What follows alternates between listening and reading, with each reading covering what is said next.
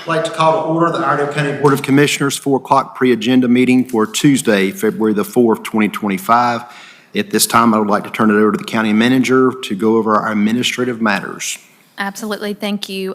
We do have one adjustment that's on the agenda, and that's going to be removal of item 8.2 from administrative matters.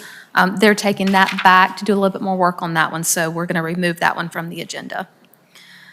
We do have 2 public hearings for the 6 o'clock hour. The first one is a rezoning request, and that is at the corner of LaRue Circle and Old Mountain Road. Mr. Todd is here if you want him to brief you at the 4 o'clock hour, or if you want to wait for the 6 o'clock, that's fine as well. No good on waiting? Wait. He can go get dinner. Perfect, okay. The other public hearing that we have at the 6 o'clock hour will be a request for a public hearing with an economic development project, NANO. So Ms. Bozer will be here and Mr. Goodson will be here to make this presentation to the board at the 6 o'clock. Under administrative matters, the first item is a report of unpaid taxes that are liens on real property and to set the advertising date. And Mr. Bill Furches is here to make this presentation to the board. Good afternoon. Sir. I'm here as a matter of law, a requirement of law, to provide you with a listing of all unpaid taxes for the current year that are liens on real property, and I've provided that to John Bess over there. And upon receipt of this report, the board must order me to set a date for advertising tax liens. I'm requesting Tuesday, March the 18th as the advertising date for the Mooresville Tribune and Statesville Record Landmark. As far as the listing of taxes, there are $7 million of unpaid taxes on real estate, and that's all jurisdictions, Iredell County, Mooresville, Troutman, and wherever. And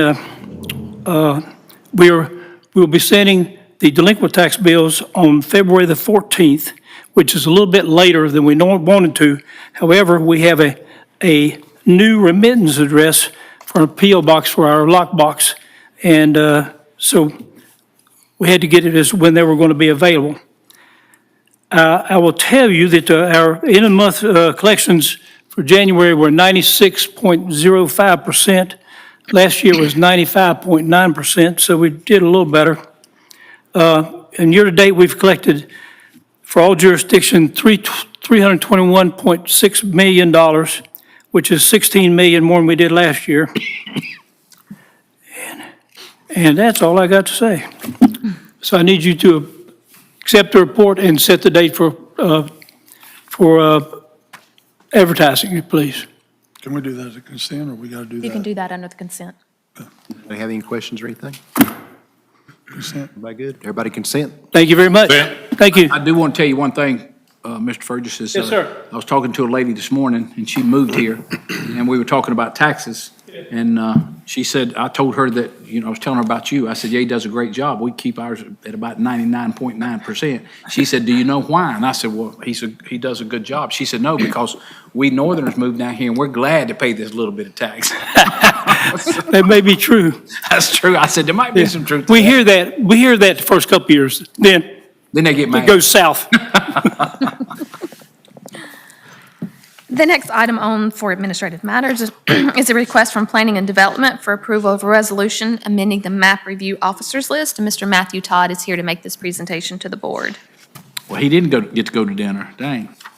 He can go after this one. Okay. I can say what I did too before I walked up here. You guys are familiar with this one by now. We have to do it periodically anytime one of the jurisdictions needs some adjustments made. And with turnover, it just happens pretty often these days.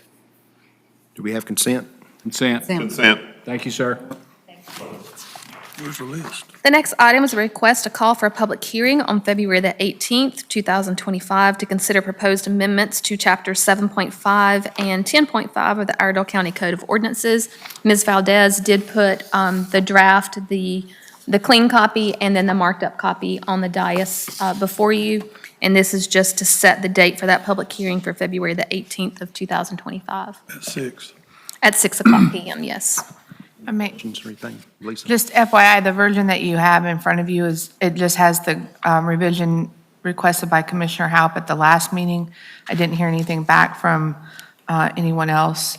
So that changes the prohibited time period. I changed nighttime to prohibited time period from 10 a.m., from dusk to 10 a.m. On Monday through Saturday, and then all day Sunday is a prohibited time. Any questions? Consent? Consent. Thank you. And then the final item is a request from administration for approval of the minutes from the December 17th, 2024, and January 7th, 2025 Board of Commissioner meetings. Do we have consent?